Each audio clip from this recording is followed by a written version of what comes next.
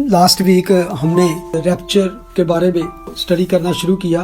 तो इससे पहले कि हम रैप्चर के बारे में और आगे बढ़े, एक और बड़ी जरूरी बात है जिसको समझना जरूरी है कि मैंने ये पाया है कि रैप्चर और सेकंड कमिंग, अक्सर लोग इन दो चीजों को मिक्स कर देते हैं। सेकंड कमिंग और रैप्चर, कलीसिया का उठाया जाना और खुदावंद यीशु मसीह की आमद सानी, इन दोनों बातों को किस तरह हम देख सकते हैं और किस तरह एक दूसरे से हम इसको अलग कर सकते हैं, क्योंकि रैप्चर और second coming is two different event, दो मुख्तलिफ वाकयात हैं। तो इसलिए इन दोनों को समझना बहुत जरूरी है। अगर आप इन दोनों की जो अहमियत है उसको समझ लेंगे तो आपको ये आगे फैसला करना आसान हो जाएगा कि कलीसिया मुसीबत के दौर से गुजरेगी या नहीं गुजरेगी। और ये बातें कलाम मुकद्दस में बड़ी ही क्लियर अंदाज में पेश की गई है। और आज हम उसी हवाले से कलाम मुकद्दस में से चंद हवाले देखेंगे। आम तौर पे सेकंड कमिंग ऑफ क्राइस्ट के बारे में तो हर कोई बिलीव करता है, क्योंकि अगर हम गौर से बाइबल मुकद्दस का मुतालिया करते हैं तो दूसरी आमद का जिक्र बाइबल मुकद्दस में पहली आमद से 8 गुना ज्यादा कसरत से इस्तेमाल किया गया है। सिर्फ नए अहदनामे में ही देखें तो दूसरी आमद का हवाला तकरीबन 318 मरतबा किया गया है। नए अहदनामे के जितने भी मुसन्निफीन हैं, 9 राइटर जो हैं, उन्होंने इसका हवाला दिया है। तो पूरी बाइबल में निजात का नजरिया एक वाहिद नजरिया है जो दूसरी आमद से ज्यादा तवज्जो हासिल करता है। उसके बाद जो है दूसरी आमद के बारे में बार बार रिपीट किया गया है। कोई भी इस बात से इख्तिलाफ नहीं करता कि यीशु दोबारा आएगा। अगर थोड़ा सा फर्क उसमें जो लोग इसमें देखते हैं या को समझते हैं कि आया इसकी दूसरी आमद एक मरहले में होगी या दो, और वो अपने चर्च को लेने के लिए कब आएगा। तो जबकि मैं आपके सामने ये कलाम मुकद्दस की डिफरेंट माल करूंगा तो इसी दौरान में आपको पता चलेगा कि जो मैं नजरिया रखता हूँ प्री रैप्चर का, मैं क्यों इस बात पे यकीन रखता हूँ, तो उसको इसी कलाम मुकद्दस से हम साबित करेंगे। बेशक खुदावंद की दूसरी आमद है, लेकिन ये समझना जरूरी है उसकी दूसरी आमद के 2 मराहल हैं, रैप्चर और उसका शानदार जलाली ज़हूर। तो आज हम देखेंगे पहले सेकंड कमिंग। मैंने पहले यही सोचा था कि मैं एक आयत दूंगा सेकंड कमिंग के बारे में और दूसरी रैप्चर के बारे में, लेकिन इसमें शायद थोड़ा सा कॉम्प्लिकेट है, तो मैं आज सिर्फ दूसरी आमद के बारे में बात करना चाहता हूँ, सेकंड कमिंग ऑफ क्राइस्ट। तो खुदावंद ने चाहा तो नेक्स्ट वीक हम बात करेंगे रैप्चर के ऊपर, तो आपको खुद उसमें फैसला करना आसान हो जाएगा कि रैप्चर में क्या होगा और सेकंड कमिंग में क्या होगा। तो इसलिए मेरी आपसे ये भी गुजारिश है कि जो मैं हवाले आपको दूं, जो मैं पैसेज दूं, उसको नोट कर लें। अगर अभी कर सकते हैं निशान लगा लें, अगर नहीं तो बाद में आप इस रिकॉर्डिंग को देख सुनकर दोबारा भी उसको नोट कर सकते हैं, ताकि नेक्स्ट वीक जब मैं इसके अगेंस्ट रैप्चर की बात करूं तो आपको फिर थोड़ा सा उसमें डिफरेंस मालूम हो जाए। सो आज की जो मौजू है, what is the difference between rapture and second coming of Christ. खुदावंद की दूसरी आमद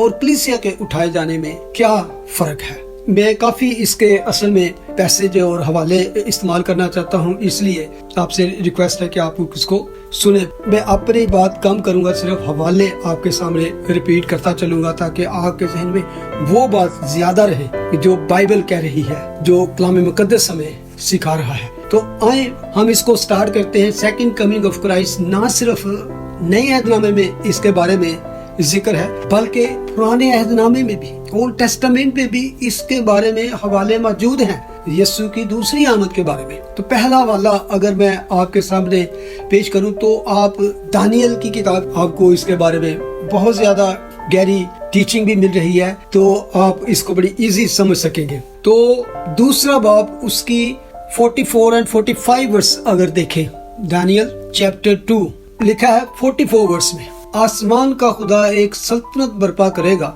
जो ता अबद नीस्त ना होगी। आखिरी दिनों के बारे में, असल में वो उस मूरत के बारे में जब वो सारा कुछ बयान करता है तो आखिर में जाके ये आखिरी दिनों की बात करता है, वो आप स्टडी कर चुके हैं। और उसकी हुकूमत किसी दूसरी कौम के हवाला ना की जाएगी, बल्कि वो इन तमाम मुमलकतों को टुकड़े टुकड़े और नीस्त करेगी और वही अब तक कायम रहेगी। जैसा तूने देखा कि वो पत्थर हाथ लगाए बगैर ही पहाड़ से काटा गया, और उसने लोहे और तांबे और मिट्टी और चांदी और सोने को टुकड़े टुकड़े किया।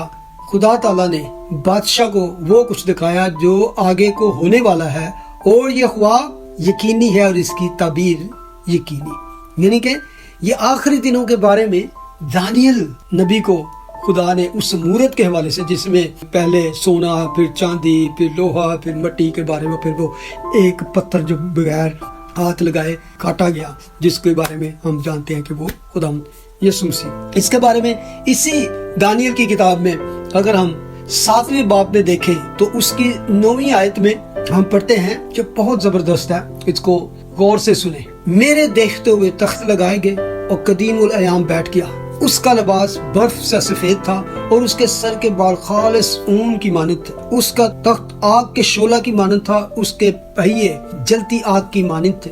उसके हजूर से एक आतशी दरिया जारी था। हजारों हजार उसकी खिदमत में हाजिर थे और लाखों लाख उसके हजूर खड़े थे। अदालत हो रही थी और किताबें खुली थी।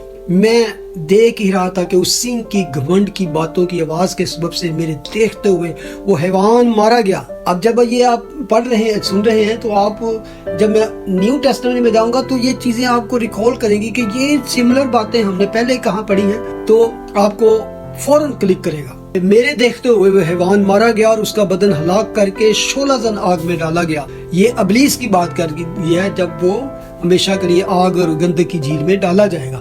और बाकी हैवानों की सल्तनत भी उनसे ले ली गई, लेकिन वो एक जमाना, एक दौर जिंदा रहे। फिर 13वीं आयत में लिखा है, मैंने रात को रोया में देखा और क्या देखता हूँ कि एक शख्स आदम जात की मानद। आदम जात का लफ्ज न्यू टेस्टामेंट में इसको इब्ने आदम के तौर पे लिखा गया। सेम वर्ड है इंग्लिश में सन ऑफ मैन लिखा गया। एक शख्स आदम जात की मानद आसमान के बादलों के साथ आया और कदीमुल अयाम तक पहुंचा। वो उससे उसके हुजूर लाए और सल्तनत और हशमत और मुमलकत उससे दी गई, ताकि सब लोग और उम्मतें और अहले लुगत उसकी खिदमत गुजारी करें। उसकी सल्तनत अबदी सल्तनत है जो जाती ना रहेगी और उसकी मुमलकत लाजवाल होगी। आमीन। ये सारी बातें तो जब वो देख रहा था, साथ लिख रहा था दानियल, उसको खुद नहीं पता था कि वो असल में किस बारे में बात कर रहा है। कि बहुत सी बातें जो चर्च की, कलीसिया का भेद था, गैर कौमों की निजात की, तो वो पुराने नबियों पर खुली हुई नहीं थी। इसलिए खुदावंद ने उसको कहा कि इसको सील कर दे, इस किताब को बंद रख, क्योंकि आखिरी जमाना तक इस पर मोहर लगी है। फिर इसी दानियल की किताब का 12वां बाब अगर देखें तो उसकी पहली 3 आयात में ये आखिरी आयाम की फिर बात की गई है। लिखा है, और उस वक्त मिकाइल मुकर्रब फरिश्ता जो तेरी कौम के फर्जंदों की हिमायत के लिए खड़ा है उठेगा। अगर आपको याद हो तो लास्ट वीक मैंने जो ट्रिबुलेशन का पर्पस और उसकी वजह बयान की थी, तो उसमें एक वजह ये भी थी कि कौम इसराइल की निजात के बारे में, वो बहुत इम्पोर्टेंट है।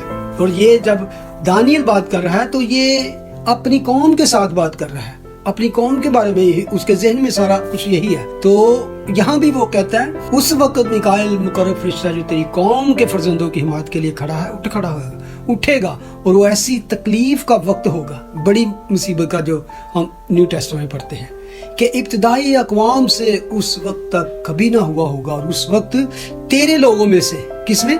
तेरे लोगों में से हर एक जिसका नाम किताब में होगा। असल में ये वो किताब है जिसे हम बर्रा की किताब कहते हैं, जिसका नाम किताब में लिखा होकर हाई पाएगा। और जो खाक में सो रहे हैं उनमें से बतेरे जाग उठेंगे। अब वो ना मत्ती 25 बाब में बकरियों और भेड़ों की मिसाल, तो उसके बारे में कहता है, जो खाक में सो रहे हैं उनमें से बतेरे जाग उठेंगे, बाज हयात अबदी के लिए और बाज रिस्वाई और जिल्लत अबदी के लिए। अब क्यों लिखा ना कि फिर वो दाएं वालों से ये कहेगा और बाएं वालों से ये कहेगा, ये वो जिक्र कर रहा है। और अहले दानिश नूरे फलक की मानंद चमकेंगे और जिनकी कोशिश से बतेरे साधक हो गए, सितारों की मानंद अब्दुल्लाबाद तक रोशन होंगे। ये रिवॉर्ड उनको दिए जाएंगे जो खुदावंद की खिदमत में उन्होंने बहुत सी रूहों को जीता और खुदा की बादशाही में लाने के सबब बने। तो फिर वो कहता है, लेकिन तू दानियल इन बातों को बंद कर रख, किताब पर आखिरी जमाना तक मोहर कर दे। बतेरे इसकी तफ्तीश और तहकीक करेंगे और दानिश अफजू होगी। ये इस दौर की बात कर रहे हैं जो आज भी आपके सामने है कि किस कदर ये दानिश अफजू हो गई है, कितना कुछ आप रिसर्च और सर्च कर सकते हैं, आपकी फिंगर टिप के नीचे दुनिया की इंफॉर्मेशन है, बाइबल की, हिस्टोरिकल चीज़ों की, हर किसी चीज़ के बारे में। लेकिन अभी ये और बढ़ रही है।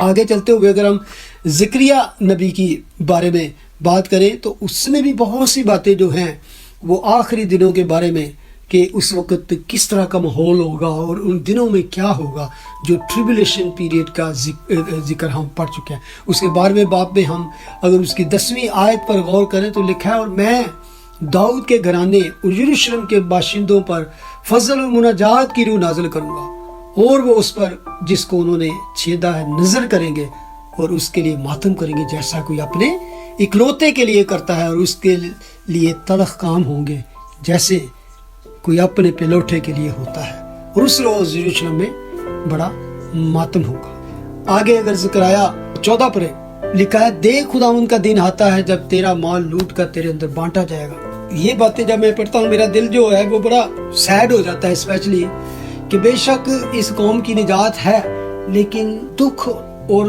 दर्द ये है कि सारे के सारे लोग जो हैं वो निजात नहीं पाएंगे। 1/3 जो है वो कत्ल किए जाएंगे, और बहुत सारा इसराइल जो है वो वहाँ पे बर्बाद हो जाएगा। खुदा ने उनको बहुत मौका दिया, अभी तक दे रहा है, लेकिन लिखा है कि बाकी जो बच रहेगा वो सारा का सारा इसराइल निजात पाएगा। तो यहाँ भी उस सारे एक बहुत ही हॉरिबल, बहुत ही भयानक टाइम की बात की जा रही है, जहाँ पर इसराइल पे बहुत भारी टाइम होगा। देख खुदावंद का दिन आता है जब तेरा माल लूट कर तेरे अंदर बांटा जाएगा, क्योंकि मैं सब कौमों को फराहम करूंगा कि यरूशलेम से जंग करें, और शहर ले लिया जाएगा, घर लूटे जाएंगे और औरतें बेहुरमत की जाएंगी, और आधा शहर असीरी में जाएगा, लेकिन बाकी लोग शहर ही में रहेंगे। तब खुदावंद खुरूज करेगा और उन कौमों से लड़ेगा जैसे जंग के दिन लड़ा करता था, और उस रोज वो कोहे ज़ैतून पर जो यरूशलेम के मशरक में वाक़या खड़ा होगा। ये असल में खुदावंद यीशु मसीह की सेकंड कमिंग में उसका जो पहला कदम टिकेगा वो है कोहे ज़ैतून का पहाड़। जो इसराइल जा चुके हैं वो जानते हैं कि वो कोहे ज़ैतून का पहाड़ बिल्कुल उस पहाड़ के ऑपोजिट है, सामने है, जिस पहाड़ पर वो हैकल बनी थी, सुलेमानी हैकल, और उसके बीच में उस कोहे ज़ैतून से लेकर उस पहाड़ तक की बड़ी वादी है। जब वो उससे नीचे उतरे तो वहाँ पर ही आपको पहले वो जगह नजर आती है, थोड़ा सा उतर के, जहाँ पर खुदावंद ने उस शहर को देखकर रोए और फिर कहा कि ऐ यरूशलेम, मैंने तुम्हें कितनी बार चाहा कि जिस तरह मुर्गी अपने बच्चों को परों तले छुपा लेती है, मैं तुझे भी छुपा लूँ, लेकिन तूने ना चाहा। तो वहाँ वो रोए, क्योंकि वो देख सकते थे कि आइंदा आने वाले दिनों में इस कौम के साथ क्या होगा। फिर उससे थोड़ा और नीचे जाएं तो फिर वो हाँ उसी उतार पर गतसमनी बाग है, जहाँ पर खुदावंद यीशु मसीह अक्सर जाया करते थे। और फिर वो एक कदरून का नाला, और फिर आगे चढ़ाई शुरू होती है, तो फिर हम उस मुकाम तक पहुँचते हैं, कोहे मोरिया, जो पहाड़ जहाँ पर हैकल बन। तो ये सारा मंजर मुझे भी याद आ रहा है। बेशक मैं पढ़ा कितनी दफ़ा, लेकिन मुझे ये शर्फ हासिल हुआ कि मैं 2 दफ़ा इसराइल में जा चुका हूँ, और ये मंजर अपनी आंखों से मैं देख चुका हूँ। वो बड़ा एक खूबसूरत पैनोरामिक व्यू नज़र आता है वहाँ से आपको। तो वहाँ पर खुदावंद का कदम होगा, तो लिखा है, और कोहे ज़ैतून बीच से फट जाएगा और उसके मशरक से मगरिब तक एक बड़ी वादी हो जाएगी, क्योंकि आधा पहाड़ शिमाल को सरक जाएगा और आधा जनूब को।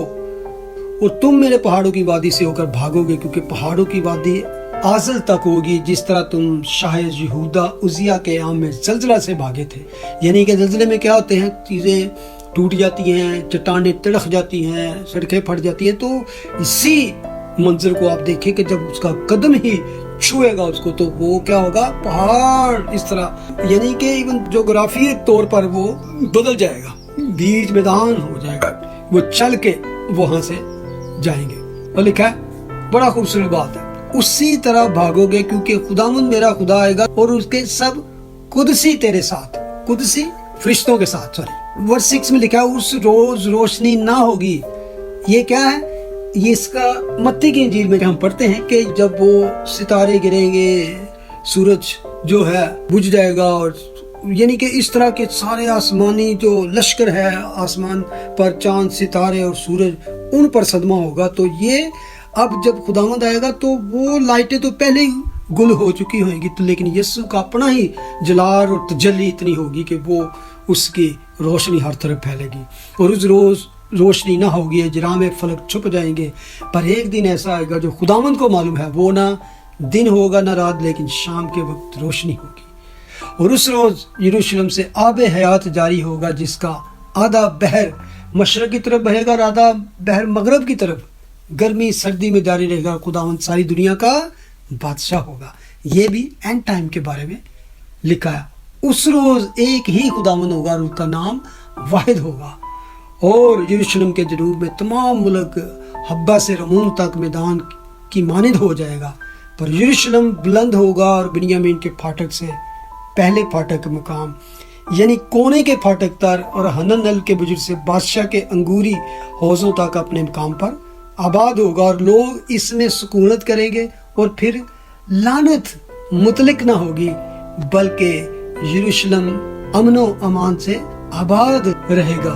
और खुदावंद यरूशलेम से जंग करने वाली सब कौमों पर ये अजाब नाजल करेगा कि खड़े खड़े उनका गोश्त सूख जाएगा और उनकी आंखें चश्म खानों में गल जाएंगी और उनकी जुबान उनके मुंह में सड़ जाएगी। ये जो ग्राफिकली तौर पर यहाँ बयान किया गया है कि वो अजाब जो नाजिल होगा तो इंसानी जिस्म पर किस तरह उसका असर होगा, ये केमिकल आजकल न्यूक्लियर जो बम बनाए जा रहे हैं, ये उनकी तबाही बताई गई। अगर वो चलाए जाएंगे तो इंसान क्या है, वो कीमियाई जो असर है जो उन पर होगा, तो कौन कह सकता है कि उस वक्त कोई समझ सकता था कि ये कौन सा असला है या कौन सी अजाब नाजिल होगा। ये जो आज दुनिया ने खुद ही तैयार कर ली है। बेशक टेक्नोलॉजी के और इस सारी चीज़ों के एडवांसमेंट से बहुत सारी चीज़ें इंसान ने फ़ायदा उठाया, लेकिन ये भी उसने अपनी तबाही का माल ऑलरेडी तैयार कर रखा है। और जिनके पास नहीं ये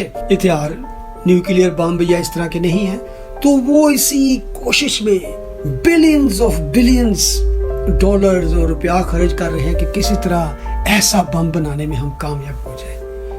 अंदाजा करें, ईरान की ही बात ले लें, वो इसके लिए यानी कि पूरे तन से मन तक इतना यानी कि पागल है कि उसको इस बम बनाने में इतना ज्यादा उसकी स्ट्रगल है कि इस वजह से इवन वो अपनी रियाया को, अपनी लोगों को, उनको बर्बाद कर रहा है। उनके पास, कईयों के पास बुनियादी जो इंसान की लिविंग के लिए चीजें वो नहीं है, लेकिन उनके पास इतना पैसा है, इतना तेल है, लेकिन they are dying to get nuclear bomb. और सब जानते हैं कि उनका एक ही मकसद, एक ही इरादा है, इसराइल को तबाह करना, जो कि पांचों वक्त की नमाज के साथ हर वक्त उनके मुंह पर रहता है। यानी कि इसराइल की तबाही पहली है उनकी, एंड डिस्ट्रक्शन ऑफ अमेरिका। ये जो नारा लगाते हैं ना लोग, रिवर टू द सी, ये लोग समझते हैं शायद वो मजाक है, लेकिन ये उनके लिए उनका जहाद है, उनका मकसद है दुनिया में रहने का, उनका मजहबी फरीजा है कि इसराइल को ख़त्म करना। क्योंकि उनकी ये सबसे बड़ा ईमान है कि जब इसराइल को ख़त्म करेंगे तो फिर उनका जो 12वां इमाम है वो आएगा वहाँ दुनिया में, इस्लाम की और मुसलमानों की हुकूमत। तो ये चीज़ें, मेरा मतलब है थोड़ा सा दूसरी तरफ चला गया, लेकिन ये बातें न्यूक्लियर बम की गई है। और उस रोड खुदावंद की तरफ से उनके दरमियान बड़ी हलचल होगी और एक दूसरे का हाथ पकड़ेंगे, एक दूसरे के खिलाफ हाथ उठाएगा, और यहूदा भी यरूशलेम के पास लड़ेगा। और इर्द गिर्द की सब कौमों का माल यानी सोना चांदी और लिबास बड़ी कसरत से फराहम किया जाएगा। यानी कि सब कौमों को खुदा खुद इस जगह पे ले आएगा, ताकि वो जो यज़ील की वादी जो बड़ा मैदान है वहाँ पर, तो वहाँ वो जमा हो, ताकि एक ही जगह पर खुदा उनको अज़ाब नाज़िल करके तो वहीं पर ख़त्म कर देगा। तो ये सारी बातें हम ओल्ड टेस्टामेंट में पढ़ते हैं, जो कि कई दफ़ा हम सिर्फ न्यू टेस्टामेंट में देखते हैं कि शायद वहाँ पर ही मत्ती की इंजील, मरकस, लूक में बयान है। लेकिन इसको मैंने इसलिए भी बयान किया कि जब हम नए अध्याय में जाते हैं तो खुदावंद ने जो बातें कही वो एक तरह से उनमें थोड़ी डेप्थ डाली, लेकिन वही बातें वो अपने नबियों की मार्फत पहले ही कर चुके थे। इवन मत्ती रसूल की मानद जो खुदावंद ने कलाम किया तो वो ये था अगर उसके 13वें बाब में चले जाएं, मत्ती 13 बाब उसकी 41 आयत में लिखा है, इब्ने आदम अपने फरिश्तों को भेजेगा और वो सब ठोकर खिलाने वाली चीजों और बदकारों को उसकी बादशाही में से जमा करेंगे और उनको आग की भट्टी में डाल देंगे, वहां रोना और दान पीसना होगा। उस वक्त रास्तबाज अपने बाप की बादशाही में आफ्ताब की मानक चमकेंगे, जिसके कान हो वो सुन ले। ठीक है, ये बात आप ऑलरेडी पहले भी पढ़ चुके हैं। तो इसी में अब एक बहुत फेमस जो चैप्टर है मत्ती का, वहां पे चलते हैं 24 बाब में। उसकी 15वीं आयत से मैं चंद आयतें पढ़ूंगा। जब खुदावन आखिरी दिनों के बारे में बात करें तो 24 बाब है, ये मोस्ट वंडरफुल डिस्कोर्स है जो खुदावन ने काफी तफसील के साथ यहाँ पे आखिरी दिनों के बारे में बातें की, जो आप पहले भी पढ़ चुके हैं, लेकिन हमें इसको फिर से देखना है कि इसमें आखिरी दिनों के बारे में किस तरह के हालात होंगे जब यीशु दुनिया में राज करने के लिए आने वाला है। बस जब तुम उस उजाड़ने वाली मकरूह चीज को, जिसका जिक्र दानियल नबी की मार्फत हुआ, मुकद्दस मुकाम में खड़ा हुआ देखो, पढ़ने वाला समझ ले, तो जो यहूदिया में वो पहाड़ों में भाग जाए, जो कोठे पर हम वो अपने घर का असबाब लेने को ना उतरे, और जो खेत में हो अपना कपड़ा लेने को पीछे न लौटे। मगर अफसोस उन पर जो उन दिनों में हामला होंगी और दूध पिलाती होंगी। बस दुआ करो कि तुमको झाड़ों में या सबत के दिन भाग जाना पड़े, क्योंकि उस वक्त ऐसी बड़ी मुसीबत होगी कि दुनिया से शुरू तक ना अब हुई ना कभी होगी। अगर वो दिन घटाए ना जाते तो कोई बशर ना बचता, मगर बरगजीदों की खातिर वो दिन घटाए जाएंगे। उस वक्त अगर कोई तुमसे ये कहे कि देखो मसीह यहाँ है या वहां है, तो यकीन ना करना, क्योंकि झूठे मसीह और झूठे नबी उठ खड़े होंगे और ऐसे बड़े निशान और अजीब काम दिखाएंगे कि अगर मुमकिन हो तो बरगजीदों को भी गुमराह कर ले। यानी कि इतना लॉलेसनेस, बुराई का, बेदीनी का दौर होगा कि बहुत सारे लोग जो बरगजीदा होंगे वो गुमराह होने का उनका भी डर होगा। देखो मैंने पहले ही तुमसे कह दिया। पर अगर वो तुमसे कहें कि देखो वो बियाबान में तो बाहर न जाना, या देखो वो कोठरियों में, तो यकीन ना करना। ये उस बड़ी मुसीबत के दरमियान की बातें हो रही हैं, क्योंकि जैसे बिजली पूरब से कूद कर पश्चिम तक दिखाई देती है, वैसे ही इब्ने आदम का आना होगा। जहां मुर्दार है वहां गिद्ध जमा हो। यानी कि यहाँ पर क्या चीजें आप देख रहे हो कि ये अभी खुदावंद आए नहीं, लेकिन ट्रिब्यूलेशन का दौर शुरू हो चुका है। ये मुसीबत की दौर शुरू हो गया, तो उनमें ये सारी बातें होंगी जो मैंने आपको लास्ट वीक भी बताई थी, जो मुकाशफा 6 बाब से शुरू होकर 19 बाब तक जाती है, तो उनमें ये सारी बातें होंगी। लेकिन उसके एंड पर खुदावंद यीशु मसीह की आमद होगी। और उसकी आमद के बारे में क्या लिखा है 29 आयत में पढ़े तो फिर कहता है, और फौरन उन दिनों की मुसीबत के बाद ये सारी मुसीबतें जो हो रही होंगी, ये सारा कुछ दुनिया में हो रहा होगा। तो लिखा है फौरन उन दिनों की मुसीबत के बाद सूरज तारीक हो जाएगा, चांद अपनी रोशनी न देगा और सितारे आसमान से गिरेंगे और आसमानों की कूतें हिलाई जाएंगी, जो हमने पहले भी पढ़ा है। और उस वक्त इब्ने आदम का निशान आसमान पर दिखाई देगा। यानी कि वो पीरियड जो बड़ी मुसीबत का ग्रेट ट्रिब्यूलेशन है, उसके एंड पर खुदावंद यीशु मसीह का निशान, इब्ने आदम का निशान आसमान पर दिखाई देगा।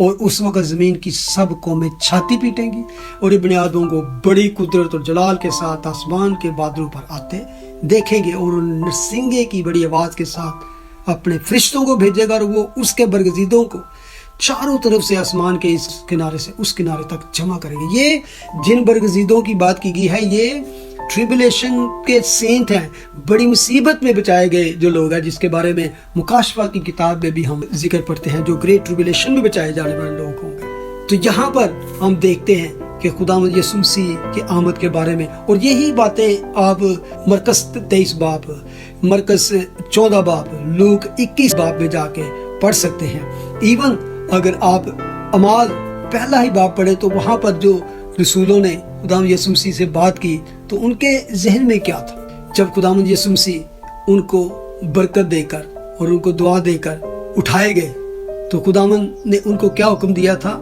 लेकिन जब रूह कुदस तुम पर नाज़िल होगा, तुम कुव्वत पाओगे, यरूशलेम और तमाम यहूदिया और सामरिया में बल्कि जमीन की इंतहा तक मेरे गवाह होगे। तो लिखा है ये कहकर वो उनके देखते देखे ऊपर उठा लिया गया, और बदरी ने उसे उनकी नजरों से छुपा लिया। गौर करें आगे 10वीं आयत, और उसके जाते वक्त जब वो आसमान की तरफ गौर से देख रहे थे, तो देखो 2 मर्द सफेद पोशाक पहने उनके पास आ खड़े हुए। اور عام طور پر بلیو کیا جاتا تھا یہ فرشتے تھے، اور کہنے لگے اے گلیلی مردوں تم کیوں کھڑے آسمان کی طرف دیکھتے ہو؟ یہی یسوع جو تمہارے پاس آسمان پر اٹھایا گیا ہے اسی طرح پھر آئے گا جس طرح تم نے اسے آسمان پر جاتے دیکھا ہے۔ زبردست۔ اور ایون اسی میں اگر ہم تیسرے چیپٹر میں چلے جائیں تو اس کی 19ویں آیت اگر آپ پڑھیں تو وہاں پہ لکھا ہے پس توبہ کرو اور رجوع لاؤ تاکہ تمہارے گناہ مٹائے جائیں۔ غور کریں، یہ یہودیوں کے ساتھ بات کی جا رہی ہے، اور لکھا ہے پس توبہ کرو اور رجوع لاؤ تاکہ تمہارے گناہ مٹائے جائیں اور اس طرح خداوند کے حضور سے تازگی کے دن آئے۔ وہ تازگی کے دن کیا ہوں گے؟ اور وہ اس مسیح کو جو تمہارے واسطے مقرر ہوا ہے یعنی یسوع کو بھیجے۔ یعنی کہ یہ یسوع کے آنے کے بارے میں کہ توبہ کرو رجوع لاؤ، کہ جب تک تم نہیں توبہ کرو گے، رجوع نہیں لاؤ گے اور تمہارے گناہ نہیں مٹائیں گے، ضرور ہے کہ وہ آسمان میں اس وقت تک رہے جب تک وہ سب چیزیں بحال نہ کی جائیں جن کا ذکر سنیں۔ یہ بڑی امپورٹنٹ بات ہے، جو لوگ یہ سمجھتے ہیں کہ یہودیوں کو رد کیا جائے گا، ختم کیا، تو خداوند کے جو پہلے سے منصوبہ مکمل ہے اس میں کیا کیا ہے تو یہ لکھا ہے وہ سب چیزیں بحال کی جائیں گی جن کا ذکر خدا نے اپنے پاک نبیوں کی زبانی کیا ہے جو دنیا کے شروع سے ہوتے ہیں، نہ کہ صرف نیو ٹیسٹامنٹ بلکہ اولڈ ٹیسٹامنٹ۔ ہم نے پڑھا کہ کس طرح خدا اپنی قوم کے بارے میں، دانیل اپنی قوم کے بارے، یسایہ اپنی قوم کے بارے، اور آپ کو یاد ہے جب یسایہ 53 ہم نے اسٹڈی کی تو یسایہ جب وہ بات کر رہا ہے تو اس کے تو ذہن میں بھی، اس کے دور دور تک خیال میں بھی نہیں کہ کوئی اور قوم ہوگی یا کلیسیا ہوگی۔ وہ جب کہتا ہے میرے لوگوں کی خطاؤں کے سبب سے، کہتا ہے اور وہ اس مسیح کو جو تمہارے واسطے مقرر ہوا ہے یعنی یسوع کو بھیجے، ضرور ہے کہ وہ آسمان میں اس وقت تک رہے جب تک وہ سب چیزیں بحال نہ کی جائیں جن کا ذکر خدا نے اپنے پاک نبی کی زبانی کیا ہے جو دنیا کے شروع سے ہوتے ہیں۔ چنانچہ موسیٰ نے کہا کہ خدا تمہارے بھائیوں میں سے تمہارے لیے مجھ سے ایک نبی پیدا کرے گا، جو کچھ وہ تم سے کہے اس کی سننا۔ تو یہی باتیں ایون کہ میں آج آپ کو ایک اور ٹاسک دیتا ہوں، صرف اعمال کی کتاب کو آج پڑھنا شروع کر دے، پڑھتے جائیں گے تو آپ کو لگے گا کہ پالوس رسول کا، ایون پترس کا جو مین فوکس پہلے وہ اپنے ہی بھائیوں کے پاس جا رہے ہیں، اپنے ہی بھائیوں کو سنا رہے ہیں۔ کیوں؟ کیونکہ خدا کا ان کے لیے پلان ختم نہیں ہوا تھا، ان کے لیے محبت ختم نہیں ہوئی تھی، ان کی ساری بدکاریوں، ان کی بدیوں کے باوجود بھی خدا نے ان کو یاد رکھا۔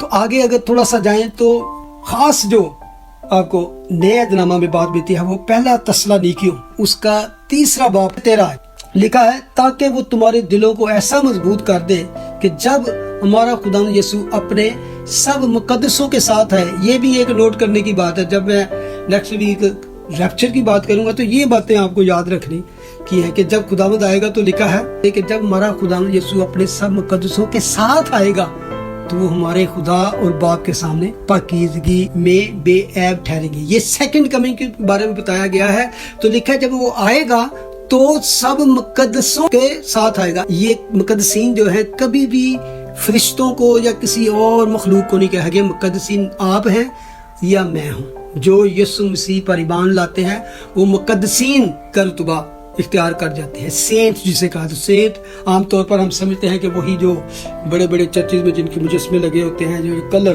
ونڈوز کے اوپر تصویریں، نہیں، آپ سب جو نجات یافتہ ہیں، جو یسوع مسیح پر ایمان لا کر نجات پا چکے ہیں، آپ اس کے مقدسین میں، اس کی مقدسین میں شامل۔ تو یہ مقدسین یسوع کے ساتھ واپس آ رہے ہیں، تو اگر وہ ابھی زمین پر ہی ہیں تو وہ ساتھ کیسے آئیں گے؟ اگر ٹربولیشن میں ہی سے گزر رہے ہیں، مصیبت میں سے گزر رہے ہیں، تو وہ ساتھ نہیں آ سکتے۔ تو اس کا مطلب ہے وہ پہلے کسی ٹائم اوپر جا چکے ہیں، اب وہ اس کے ساتھ واپس آ رہے ہیں۔ پہلا تسالونیکیوں 3 باب 13 آیت۔ اور صرف یہی نہیں مقدسین کے ساتھ خدا آنے والا ہے، بلکہ اگر ریولیشن سے پہلے ایک خط ہے، یہودا کا خط جسے ہم کہتے ہیں، ایک ہی اس کا چیپٹر ہے، تو اس کی آپ 14ویں 15ویں آیت میں پڑھیں تو وہاں پہلے ہی لکھ دیا گیا ہے، لکھا ہے ان کے بارے میں ہنوک نے بھی جو آدم سے 7ویں پشت میں تھا یہ پیشین گوئی کی تھی کہ دیکھو خداوند اپنے لاکھوں مقدسوں کے ساتھ آیا۔ یہ سیکنڈ کمی کے بارے میں کہ خداوند اپنے لاکھوں جب ذکر کیا جاتا ہے تو اصل میں یہ مطلب ہے کہ ان گنت لاکھوں مقدسوں کے ساتھ آیا تاکہ سب آدمیوں کا انصاف کرے اور سب بے دینیوں کو ان کی بے دینی کے ان سب کاموں کے سبب سے जो उन्होंने बेदीनी से किए हैं, उन सब सख्त बातों के सबब से जो बेदीन गुनाहगारों ने उसकी मुखालफत में कही हैं, कसूरवार ठहराए। यानी कि जजमेंट के लिए आ रहा है, खुदा सजा के लिए आ रहा है, और लाखों मुकद्दसीन के साथ और जलाल के साथ और बड़े वो अब जो आने वाला है, वो बेशक उसकी नेचर हम्बल है, मोहब्बत है, लेकिन इंसाफ का खुदा है। यहाँ वो सब उन आदमियों का इंसाफ करने के लिए है जो खुदा के खिलाफ, जिन्होंने बड़े बड़े बोल बोले, कुफर बकार सब कुछ किया, उनके लिए सजा देने आ रहा है, मुकद्दसीन के साथ आ रहा है। रेवलेशन 1:7 बड़ी खूबसूरत खुदावंद के कलाम में लिखा है, देखो वो बादलों के साथ आने वाला है और हर एक आंख उसे देखेगी। ये भी याद रखने वाली बात है, हर एक आंख देखेगी और जिन्होंने उसे छेदा था वो भी देखेंगे। जकरिया में हम पढ़ चुके हैं ना। और जमीन के सब कबीले उसके सबब से छाती पीटेंगे, बेशक आमीन। और इसी तरह मुकाशफा 19 बाब में ये सेकंड कमिंग के बारे में खास चैप्टर है। 11वीं आयत में लिखा है, फिर मैंने आसमान को खुला हुआ देखा और क्या देखता हूँ कि एक सफेद घोड़ा है और उस पर एक सवार है जो सच्चा और बरहक कहलाता है, और वो रास्ते के साथ इंसाफ और लड़ाई करता है। He is coming to judge and fight and to destroy Satan and उसके सारों पैरों, और उसकी आंखें आग के शोला हैं और उसके सर पर बहुत से ताज है, और उसका एक नाम लिखा हुआ है जिसे उसके सिवा और कोई नहीं जानता, और वो खून की छिड़की हुई पोशाक पहने हुए और उसका नाम कलामे खुदा कहलाता है। आसमान की फौजें सफेद घोड़ों पर सवार और सफेद और साफ मुइन कतानी कपड़े पहने हुए उसके पीछे पीछे हैं। सफेद और साफ मुइन कतानी कपड़े हुए पहने कौन हैं? ये वही आप मुकाशफा किताब में पीछे आप पढ़ेंगे कि वो उनको सफेद जामे दिए गए, ये मुकद्दसीन को दिए गए, उसके पीछे पीछे हैं। ना सिर्फ फौजें हैं, घोड़े हैं, बल्कि लश्कर, बेशुमार लश्कर उसके पीछे है, और कौमों के मारने के लिए उसके मुंह से एक तेज तलवार निकलती है और वो लोहे के असा से उन पर हुकूमत करेगा। और कादर मुतलब खुदा के सख्त गजब की मैं के हौज में अंगूर रोंदेगा, और उसकी पोशाक और रान पर यह नाम लिखा हुआ है, बादशाहों का बादशाह और खुदावंदों का खुदा। जबरदस्त जबरदस्त। और एक बात और याद रखिए, कई लोग इस 16वीं आयत को लेकर समझते हैं कि शायद ये टैटू बना होगा। ये टैटू की बात नहीं की गई कि इसको लेकर तो आप टैटू कोई बनाना शुरू कर दें। अगर आपको मौका मिले ये पूरा चैप्टर आप पढ़ सकते हैं। आगे लिखा है, मुबारक और मुकद्दस वो है जो पहली क़यामत में शरीक हो, ऐसों पर दूसरी मौत का कुछ इख्तियार नहीं, बल्कि वो खुदा और मसीह के काहिन होंगे, उसके साथ 1000 साला बादशाही करेंगे। अब खुदावंद जब आएगा तो क्या होगा कि वो दुनिया पर 1000 साला बादशाही करने के लिए आएगा, और उसका स्टार्ट होगा ग्रेट ट्रिब्यूलेशन के एंड पर, जब 7 साल जो बड़ी मुसीबत के खत्म होगा उसके एंड पर होगा। तो रेवलेशन 22 में जाके हम पढ़ते हैं, और देख मैं जल्द आने वाला हूँ। मुबारक है वो जो इस किताब की नबूवत की बातों पर अमल करता है। आगे लिखा है 12वीं आयत में, देख मैं जल्द आने वाला हूँ, हर एक काम के मुवाफिक देने के लिए जो मेरे पास है। मैं अल्फा और ओमेगा हूँ, अव्वल आखिर हूँ। जो इन बातों की गवाही देता है वो ये कहता है कि बेशक मैं जल्द आने वाला हूँ। आमीन। ऐ खुदावंद जल्द आ। खुदावंद यीशु का फजल मुकद्दसों के साथ रहे। आमीन। खुदावंद आज के इस कलाम के वसीले से आप सबको बरकत